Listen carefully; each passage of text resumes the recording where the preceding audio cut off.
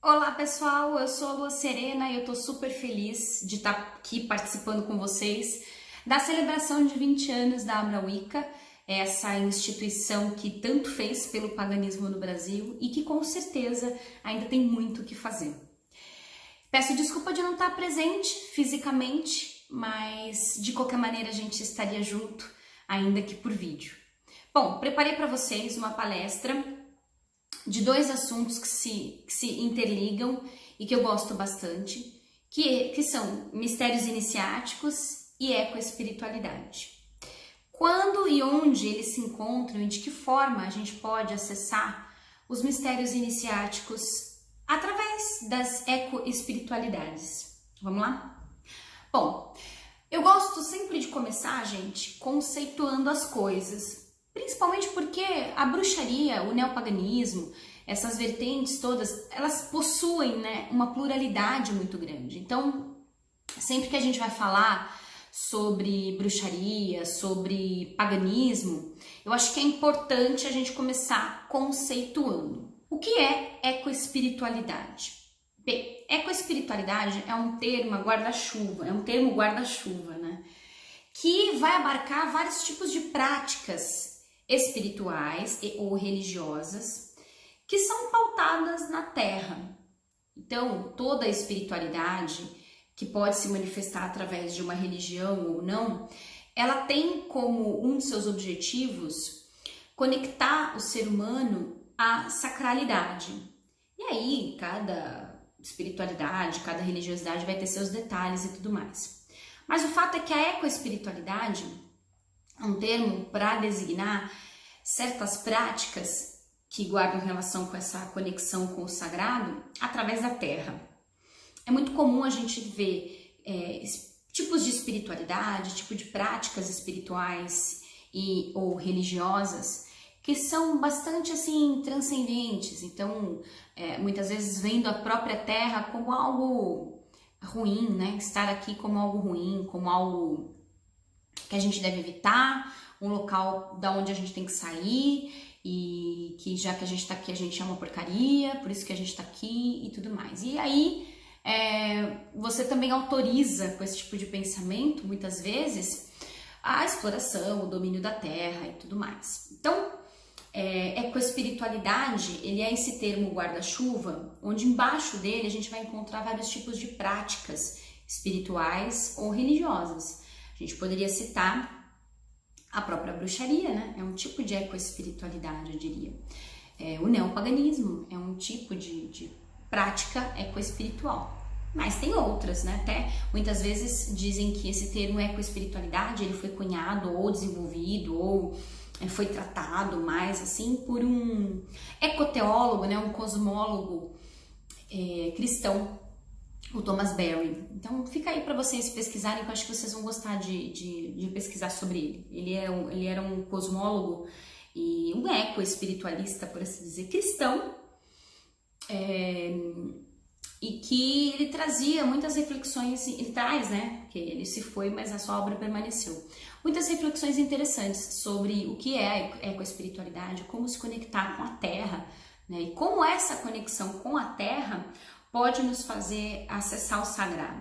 Tá? Então, eu diria, o tipo de bruxaria que eu pratico, o tipo de neopaganismo que eu pratico, porque eu me considero uma bruxa neopagã, né? É um tipo de ecoespiritualidade. Mas não são só bruxos, bruxas ou pagãos que praticam ecoespiritualidade, tá? Que fique claro, ele é um termo bem abrangente, um termo guarda-chuva, e vocês vão encontrar várias vertentes ecoespirituais. E mistérios iniciáticos? O que são mistérios iniciáticos? Bom, mistérios iniciáticos são mistérios, por assim dizer, tá? Mas vamos tentar explicar um pouquinho para vocês o que é, né? Sem aprofundar em cada um dos mistérios, por assim dizer, se é que a gente pode quantificá-los, que eu acredito que não. Mas eu fiz assim meio que um esquema na minha cabeça para entender isso e cheguei a algumas conclusões, vou dividir com vocês, longe de ser uma verdade absoluta, mas é o que faz sentido para mim. Então a gente poderia pensar que os mistérios iniciáticos, eles são mistérios que fazem a gente despertar. Quem que é um iniciado? Um iniciado é uma pessoa que despertou para certos aspectos do seu próprio ser, da sua existência e do papel que ele desempenha no mundo, nos mundos e assim vai. E aí, cada caminho espiritual, né, então, os mistérios iniciáticos, eles não são uma exclusividade do neopaganismo, da bruxaria, da Wicca, nada disso. Né? Vários caminhos espirituais possuem os seus mistérios espirituais próprios, ok? E aí eu diria até que dentro do aspecto da bruxaria ou das práticas, das tradições de bruxaria e tudo mais, cada tradição, cada caminho dentro deste caminho vai possuir também os seus próprios mistérios, né? Que estão bem relacionados até, muitas vezes, não só, mas muitas vezes a forma de acesso a esses mistérios. Os mistérios do seu clã, tô falando sobre isso, né? Os mistérios do seu clã, os mistérios que você acessa dentro do seu clã, e por assim dizer. Mas existem mistérios que seriam mistérios maiores, por assim dizer, né? Esses mistérios, eles são mistérios, então, que são acessíveis, são acessados por aqueles que trilham os caminhos espirituais e que auxiliam a conexão com esse sagrado, a partir de si mesmo. Por isso que os mistérios iniciáticos, eles estão muito relacionados ao próprio processo de autoconhecimento.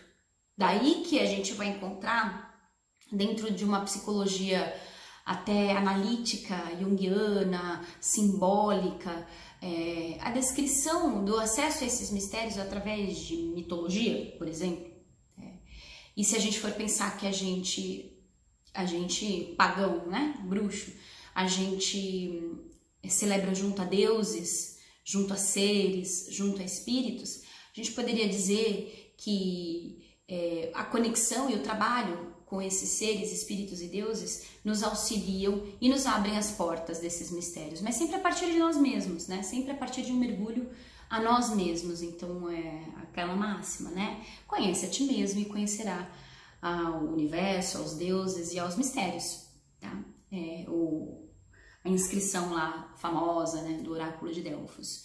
Então tudo é a partir de nós, trazendo aqui para um contexto de bruxaria moderna, na carga da deusa, né? Não adianta você buscar fora aquilo que você não encontra dentro. Então os mistérios, eles estão muito relacionados a esse despertar, em alguns caminhos, não neopagãos, geralmente não, mas se fala muito sobre iluminação, então se tornar um iluminado. Tem caminhos que vão falar de ascensão, então são ascensionados. Tem lugares que vão falar de despertos, que é mais comum na nossa linguagem, né? No nosso linguajar é mais comum. Então os mistérios, eles são aquilo que a gente encontra quando a gente trilha o caminho espiritual, um caminho espiritual, e esses mistérios, eles vão se apresentar de formas diversas, a depender do caminho que a gente segue, né? Mas eles têm um fundo, eu acredito que maior, né? Que vai estar presente em qualquer tipo de religião mistérica, por assim dizer, né? Que é essa conexão com o sagrado, compreensão o máximo que é possível do que é sagrado a partir da gente mesmo. Então, a partir de um mergulho com a gente e dentro da nossa seara espiritual, que é o neopaganismo, a bruxaria, através do auxílio também ritualístico, prático, com seres, espíritos e deuses, né? Então a palestra de hoje tem como objetivo pensar assim, trazer alguns tipos de dicas, né, de reflexões. É mais um bate-papo, eu queria muito estar presente para a gente poder sentar numa roda e poder conversar sobre isso, mas não vai ser possível, então vamos fazer uma roda virtual, né? Para a gente bater um papo, para a gente refletir sobre como a gente acessa esses mistérios iniciáticos através da ecoespiritualidade. São fórmulas muito simples, nada muito elaborado, muito mais voltado ao caminho do coração e ao caminho da prática, por assim dizer. Então, a primeira forma, né, que a gente pode acessar mistérios iniciáticos, eu diria, tendo como base tudo aquilo que eu falei, né, há pouco, seria fluindo nos ciclos da natureza. Então, como que a gente vai fluir nos ciclos da natureza? A gente tem dentro aqui falando para bruxos, né? A gente tem celebrações não só para bruxas, para pagãos no geral. A gente tem celebrações que a gente faz, né, dentro da nossa roda do ano, dentro do nosso calendário litúrgico, que são celebrações de ciclos da natureza, de momentos especiais, de abertura de portais. E isso independe se você roda pelo norte, se você roda pelo sul, se você roda misto, se você roda, sei lá, se a sua roda não é roda. É sempre através da conexão que a gente fala, né, de terra, sol e lua. E a gente vai ter os nossos sabás, esbás, os festivais de sol, os festivais de lua. Cada vertente vai ter a sua forma de falar, de trazer esse tema, né? Mas o fato é que quando a gente celebra a roda do ano, quando a gente se conecta com as energias que estão ali postas pra gente, como o nosso coração bate a roda do ano, porque isso é muito importante. Então às vezes a gente tem os argumentos, eu rodo pelo sul, eu tenho os meus argumentos para rodar pelo sul, porque fala ao meu coração, né? E eu não preciso invalidar a prática do outro, eu não preciso atacar a prática do outro. A gente pode conversar e argumentar, isso é gostoso, mas sempre com muito respeito. Eu tenho grandes amigos que rodam pelo norte, eu tenho amigos que são pagãos e tem uma roda que nem é roda, por assim dizer, né? A verdade é que isso ressoa dentro da gente e tem vários argumentos para um lado, para outros e tal. Você rode como o seu coração mandar. O fato é que por você estar celebrando ritos que são sazonais, que são mistéricos por si só, você está acessando essas energias, tá? Então eu vou dividir esses mistérios em 4 grandes grupos, tá bom? Em 4 grandes grupos não, né? Em 4 grandes pontos, tá? Mas que a gente poderia abarcar, assim, como se a gente dividisse a roda do ano em 4, por assim dizer. Então eu vou falar através da nomenclatura das estações do ano, mas aí vocês façam as adequações aí da forma que vocês compreendem, ou pensem nesses mistérios a partir dos sabás que celebram solstícios e equinócios, mas espraiem isso para além, tá bom? Então, o que são mistérios da primavera, né? O que acontece nessa época? Quais são as histórias que nos contam? Qual a mitologia envolvida com essa época toda, né? Que é a primavera, né? Que é o equinócio da primavera. Veja que esse período, né? Principalmente marcado pelo equinócio em si, mas todo esse período, ele é um período marcado pela igualdade, né? Então, dias e noites são iguais, porém a gente tá arrumando para a luz. De novo, não importa se você roda sul ou se você roda norte, né? Se você roda norte, você vai se conectar com essa egrégora também. Então, dias e noites são iguais, então a gente tá arrumando para a luz, né? Veja que quando a gente for falar do outono, dos mistérios do outono, dias e noites são iguais, mas a gente tá arrumando para a escuridão. Então, quando a gente está nesse período da primavera, o que a gente pode acessar, né? O que a gente pode fazer para acessar? Primeiro a gente acessa os mistérios que tem a ver com o próprio despertar, com o desabrochar das nossas aptidões, com o desabrochar das nossas flores internas, reconhecer essas flores, reconhecer esses aromas, saber da nossa beleza, não a beleza plástica, a beleza posta, imposta, né, do que é belo, do que não é, mas uma beleza da delicadeza da vida que sempre vem, É compreender que dias e noites, dia e noite são iguais, por assim dizer. O equilíbrio se faz presente, mas que a gente está indo em direção à luz e reconhecer a importância de ir para a luz, né? De desabrochar, de sair da terra, de florir, de mostrar a vida em si. Aqui é o momento da gente reservar, guardar, né? Guardar aquelas proteções que a gente fez durante o inverno, que a gente se pôs, né? Durante o inverno é o momento de guardar isso para a gente poder desabrochar e aproveitar a vida. É a gente aceitar e dar boas-vindas para a luz. Como a gente é de uma espiritualidade que equilibra bastante, né? Que busca equilibrar a escuridão e a luz, a gente às vezes, até como uma forma de igualdade, né? Portanto, se ter falado da escuridão como mal, então a gente fala bastante sobre a escuridão e às vezes a gente até pode esquecer um pouquinho da luz, mas é importantíssimo que a gente pense a luz como algo necessário, algo importante, algo que é muito importante para as nossas vidas e a gente dá boas-vindas para essa luz. Então, os mistérios que guardam relação com esse momento são mistérios de muita beleza, de muita delicadeza e também de muita força, tá? De muita força, de muita pujança. Vejam que a gente está no período, né, da primavera, a gente está saindo realmente ali da escuridão, indo em direção à luz. A escuridão ainda tem uma força, então pode ser que às vezes na sombra, a sombra ainda seja um pouco gelada, né, se é que você me entende. Mas a luz está vindo, né, cada vez mais, então a gente está arrumando para essa luz. Então a gente pode refletir sobre isso através de ações, né? Então, como que enquanto a gente tá lá pintando ovos com as crianças, esse período é muito legal para você trabalhar com crianças, vocês que gostam, pintar os ovos, né? Pintar flores, desenhos de flores, ver o desabrochar da vida, né? Depende da região onde você mora, mas enfeita a casa de flores, de fitas coloridas, né? Utilize essas cores para dentro da vida de vocês, independente se você roda pelo sul, se você roda pelo norte. Eu vou frisar muito bem isso, porque vai muito além de tudo isso, né?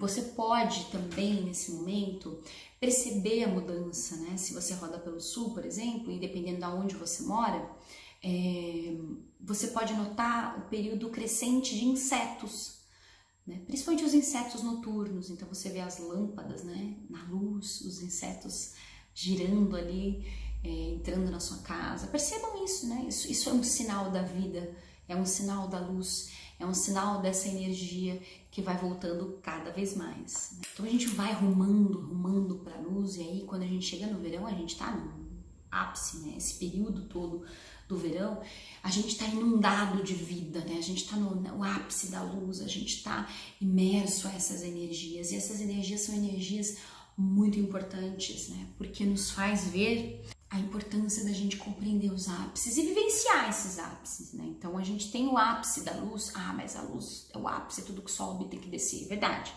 Mas a gente precisa aproveitar esse ápice, né? Ele não é um ápice só assim, né? Ele é um ápice que faz mais ou menos assim, né? É tudo redondo, né? Nada é muito reto, né? É tudo redondo. Então, esse ápice, compreender os ápices das nossas vidas, né? O quanto que esses ápices, eles podem e devem ser aproveitados. É o momento da gente entender os mistérios da fertilidade nas nossas vidas, né? Então, o que está sendo fértil e o que não está sendo fértil na sua vida e por quê? Esse é o momento ideal da gente compreender isso. É o momento da gente experimentar o poder da luz dentro das nossas vidas, né? Então, internamente, buscar a sua luz interna, o seu verão interno. Então, você consegue viver o seu verão interno? Detesto calor, tal. A gente não está falando de predileções de estações externas, a gente está falando de momentos internos, né? Lá na primavera você conseguiu ver a sua flor interna desabrochar? Você consegue agora ver a sua luz interna brilhar? Como você lida com isso? Como que você traz isso para o seu comportamento? É um momento, vejam, né? Os dois momentos são momentos bastante fortes da sexualidade.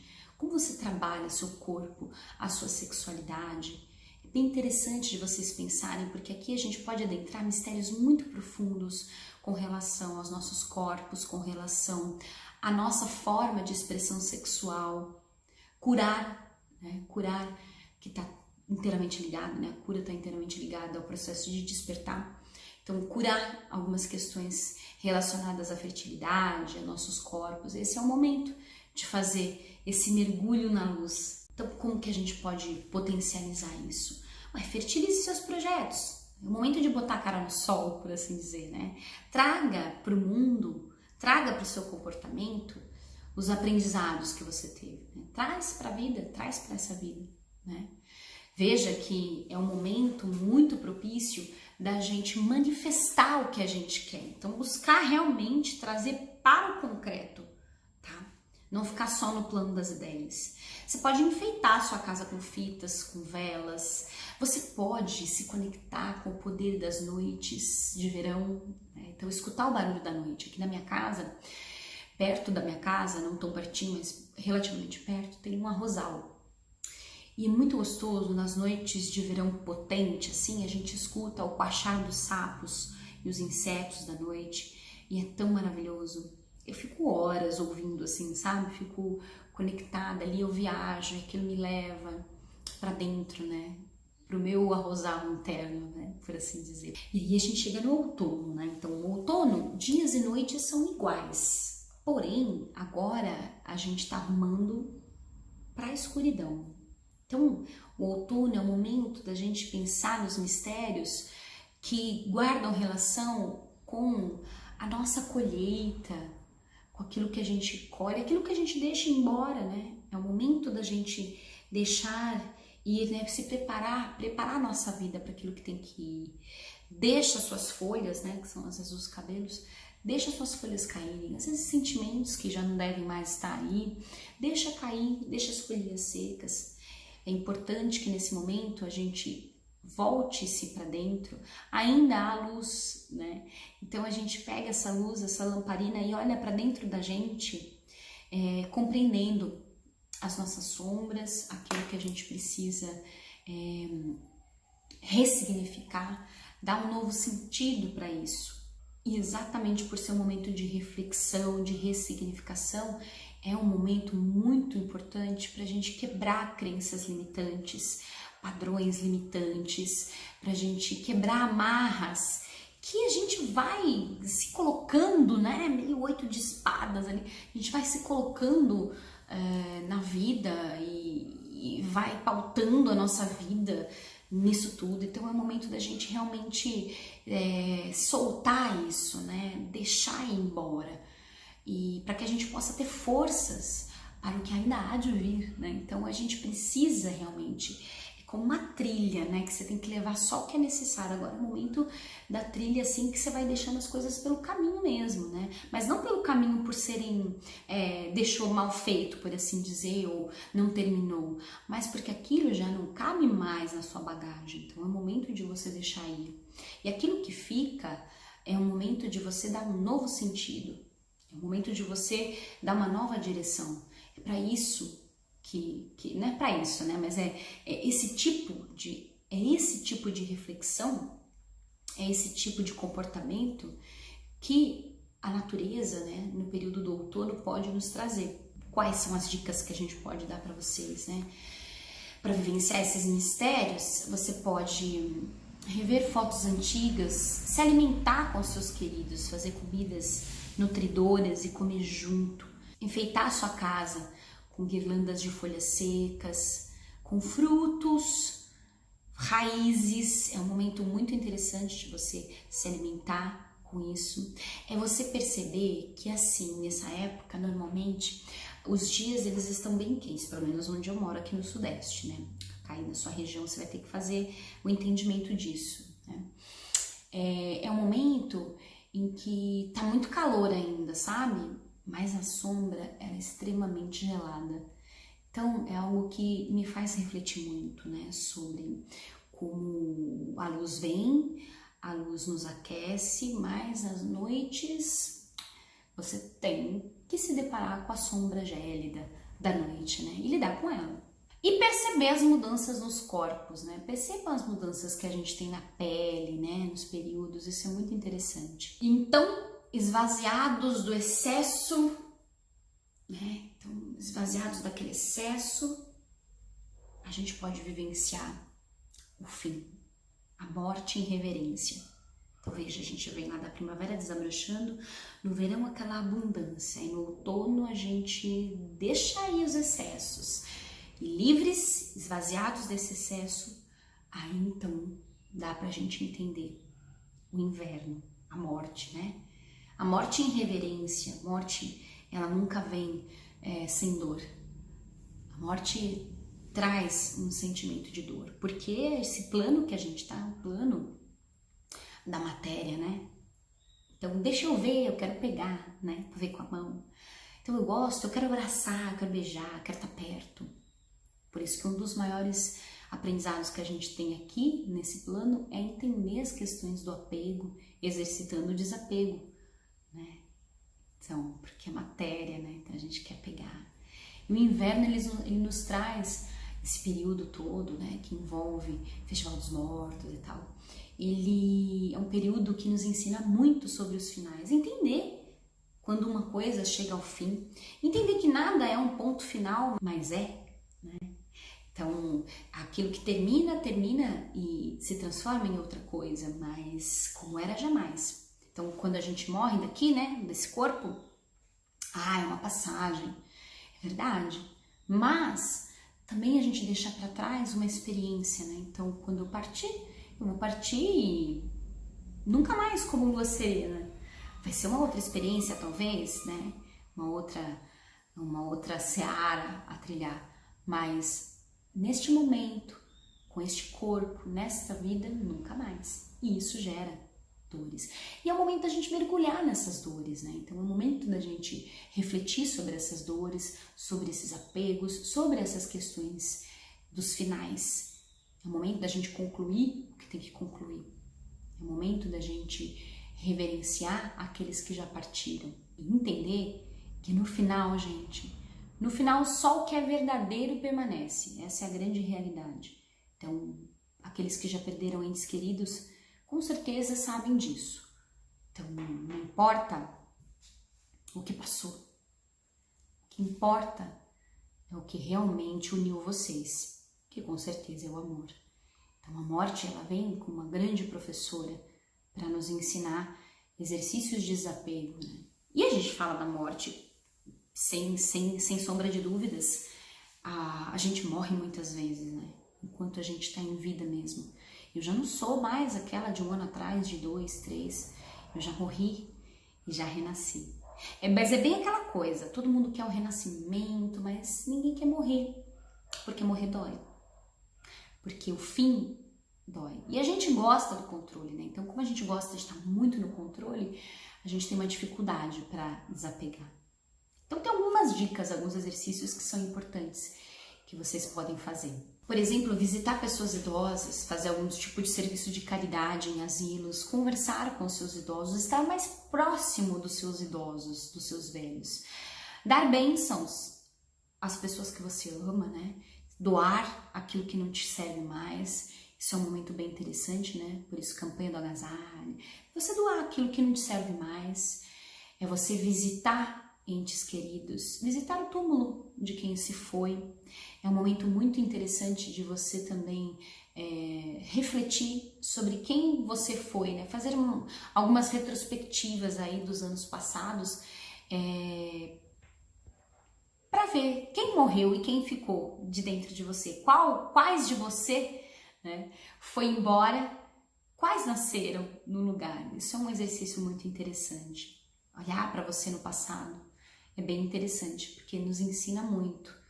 Nos ensina, inclusive, a gente a se perdoar e a compreender ações que a gente teve, equívocos, e também reverenciar os nossos acertos, reverenciar aquilo que a gente acertou, naquilo que a gente foi bom realmente. É bem importante da gente fazer isso também.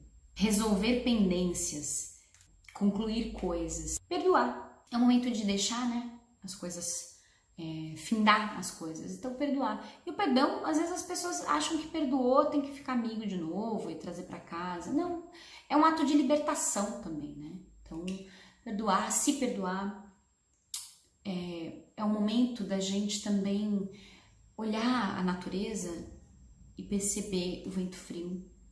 Como as noites são mais longas, né? É estar nessa escuridão. Da mesma forma que a gente, lá no ápice da luz, a gente tinha que viver essa luz, era importante a gente viver essa luz, agora é o momento de você viver a escuridão. É o momento de você fechar os seus olhos, de você fechar os olhos ali da alma e olhar para dentro, né? Mergulhando nessa escuridão profunda, que dali sai muita sabedoria, com certeza. E os ciclos, são ciclos, né? Então depois você vai novamente para o período da primavera, o período da expansão e das flores internas. E assim rodamos.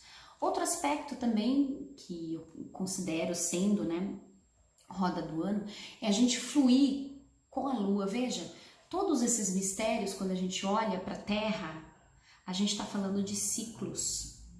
Então a gente falou lá primavera, verão, outono, inverno. Quando a gente fala de celebrar a lua, ritos de lua, quando a gente fala de se conectar com a energia da lua, a gente também está falando disso, né? A gente está falando de movimentos de iluminação, o auge da luz, escurecimento, o auge da escuridão. E aí a gente tem as fases dessa lua, né? Também aqui vou dividir por 4. Então, o ápice da luz, lua cheia, o ápice da escuridão, lua negra, quarto crescente, quarto minguante. E vai, né? O movimento vai acontecendo. Então, a gente se conectar com essas energias é bem interessante, porque quando a gente fala de ritos de lua nesse sentido, né? Eu até falo assim, eu não faço só esbarco a lua cheia, né? Não trabalho só na lua cheia, eu trabalho em outras fases também. E essas 4 fases, fazendo uma relação também, né? Fazendo aquela relação com os equinócios e solstícios, ou com os outros sabás, com o Keiro, também vai guardar uma relação muito profunda com alguns mistérios, né? Mistérios sobre realidade, sobre matéria, sobre tempo, espaço, sobre o próprio equilíbrio, sobre a nossa luz e a nossa escuridão interna, assim como a gente teve lá na primavera, verão, outono e inverno. Então, quando a gente fala, por exemplo, da lua crescente, do quarto crescente, a gente pode trabalhar a força iluminadora, né? Então, quais são as forças que fazem você expandir e crescer, iluminando a si e aos outros? Trabalhar a lua crescente pode nos auxiliar nesse processo. A gente trabalhar a lua cheia vai fazer com que a gente trabalhe o nosso poder de luz máxima, a nossa fertilidade ao máximo, a materialização ao máximo, né? Os mistérios da matéria, de materializar. Por isso que os feitiços na lua cheia, né? Para materializar, para acontecer. Então, a lua cheia ela vai nos auxiliar a gente se conectar com essa força pujante, iluminadora, né? De luz, de presença de luz. E a gente tem um minguante, né? O minguante é o escurecimento, o início, né? Da velhice. Então, o que mingua dentro da gente? O que a gente tem que deixar minguar? O que a gente tem que deixar aí? O que a gente tem que conectar para finalizar, né? O que a gente tem que conectar internamente para minguar? Isso é importante. Para que a gente possa, então, adentrar a força desafiadora da escuridão. A força desafiadora da escuridão, da nossa escuridão interna, da nossa lua negra. Não tenha medo. Faça todo um trabalho com todos em equilíbrio. Você não tem que temer nem a luz nem a escuridão. Você não tem que temer a si mesmo, se você se conhece. Esse é o grande lance. Então vejam, quando a gente fala de tudo isso, a gente está falando de fluir nos ciclos da natureza, né? Os ciclos da lua, o sol, a terra. E isso também se manifesta no nosso corpo físico, nos outros corpos também, né? Mas essa impressão terrena dos outros corpos, que é o nosso corpo físico, a gente também consegue, através da auto-observação, mergulhar nesses mistérios que são profundamente iniciáticos. Veja que a gente também tem a nossa primavera, né? A nossa crescente, o nosso amanhecer, o nosso espaço, quando a gente é criança. Então, as primeiras fases da nossa vida é a fase de pegar, de tocar, de querer, de aprender. É um momento de expansão. Até que a gente chega lá no nosso zênite, né?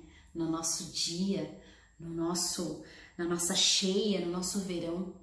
E é o momento da gente produzir, é o momento da gente ser essa matéria, é o momento da gente reproduzir também.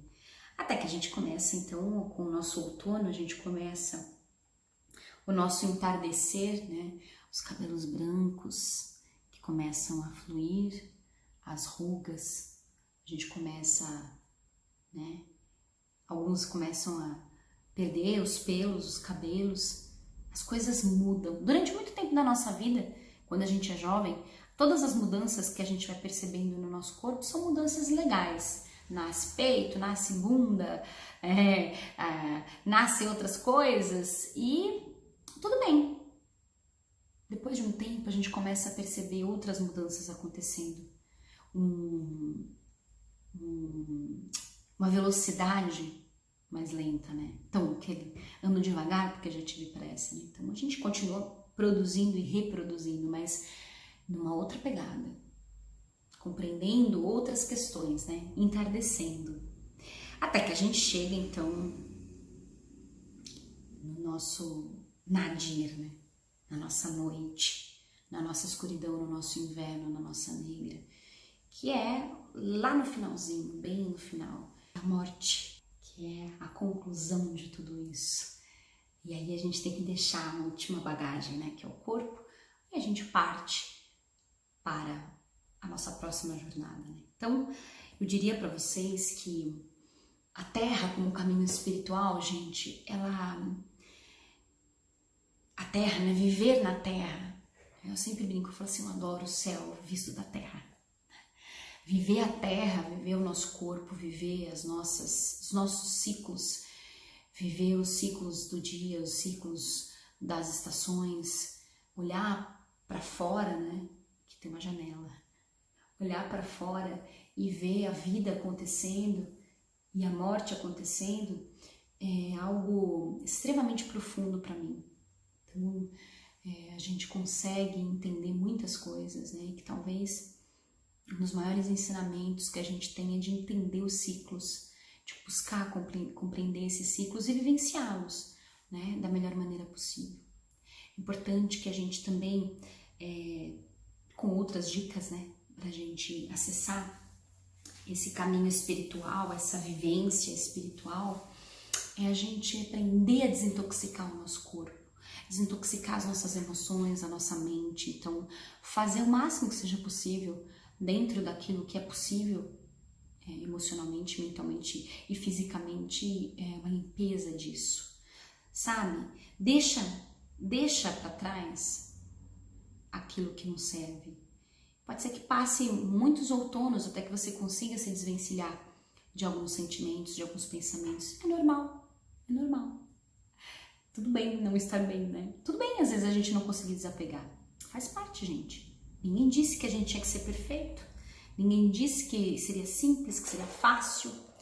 Então, procure desintoxicar a sua mente, as suas emoções, o seu corpo físico. Alimente-se com frutas, alimentos da época da onde você mora. Alimente-se com isso, né? Não acredito em coincidências, então você mora aí onde você mora e você tem as frutas e as verduras da sua região por algum motivo. Alimente-se deles e na época em que a terra te fornece eles. Isso é muito importante, a gente ouvir isso, né? Se alimentar com os alimentos da nossa região e da época. Alinhe a sua vida com os fluxos da terra, mas que não necessariamente você tenha que viver o seu verão interno junto ao verão externo da terra, mas preste atenção nesses fluxos, tá? Eu acho que isso pode ajudar bastante vocês. Procure exercer a gratidão e exercer o perdão. Eu tenho um pouco de ranço com esses termos, sabe? Que é muito, gratidão, e por trás tá enfiando a faca, né? Aquele abraço, tal. Mas procura, dentro da sua verdade, da sua sinceridade, não daquilo que as pessoas acham que você é, não daquilo que você acha que tem que ser, porque as pessoas acham que você tem que ser, mas dentro daquilo que você é de verdade, o máximo que for possível para você, se libertar através de perdão e sim, ser grato por aquilo que você tem. Sabe? Isso é muito importante porque isso faz a gente valorizar o que a gente tem também. Acho que a gente fazendo isso, a gente consegue ir para um outro passo, que é buscar ao máximo ser um agente de equilíbrio por onde quer que a gente caminhe, sabe? Por onde quer que você vá, buscar ser um agente de equilíbrio, buscar uma corresponsabilidade das coisas. Então, se alguém joga um papel no chão, é você instruir essa pessoa, ou se você vê um lixo no chão, você recolhe. Né? Se você vê um animalzinho, você não achar que você é superior a ele, né? E que você tem que se servir dele. Aqui, eu sou vegetariana, mas isso não é nenhuma apologia a isso, mas é você compreender. A gente se alimenta de vida, seja vida vegetal ou vida animal, mas de que maneira?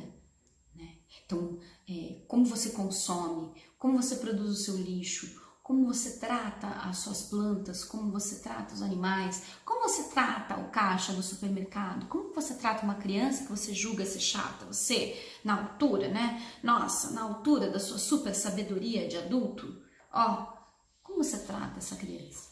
Você faz essa criança perceber que você não gosta dela? Então, é muito importante a gente reconhecer todo o ser como irmão nosso. E eu nem tô falando de outras raças, hein? Eu nem tô falando de outras dimensões, tô falando da Terra, né? Outra coisa importante é você, sim, você agradecer e reverenciar os seus ancestrais. Ah, mas tem ancestral que foi mal e tal, verdade. Mas não fosse a existência dele, você não estaria aqui. Então, né, a gente tem que refletir sobre isso. Nós somos a soma de todos os ancestrais nossos, bons ou maus. A gente é a soma, né, de um conjunto de pessoas e com certeza nesse gigante conjunto de pessoas a gente teve oprimidos e opressores. Nós somos a soma de histórias de opressão, histórias de oprimidos, histórias de vencedores, de guerreiros, de pessoas lindas e pessoas que estavam aprendendo. Então, a gente precisa reverenciar essas histórias através da nossa própria história, através da nossa própria forma de viver a nossa história aqui. Isso é muito importante. E pensar que você também não é melhor do que o outro, né? O outro não é inferior a você porque ele não é da sua família. Porque se a gente for para trás, todo mundo se encontrou, né? Existe um encontro, né? Então, essa expansão e essa volta nos faz refletir muito sobre os ciclos. Então, é bem interessante que você seja a soma de todas essas pessoas. Então, todas essas pessoas compõem, sedimentaram esse corpo físico, condensaram esse corpo, né? Ah, que coisa! E lá na frente, né? E lá atrás, de onde veio?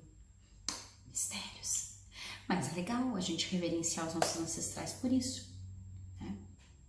Então, gente, essas reflexões, elas são muito caras, né? São reflexões que eu faço no meu cotidiano, no meu dia a dia, e que eu gostaria de dividir aqui com vocês, porque eu acho que pode ser bacana a gente conversar, a gente refletir sobre isso e principalmente a gente vivenciar esses mistérios todos através da prática, através da vida, através do nosso cotidiano.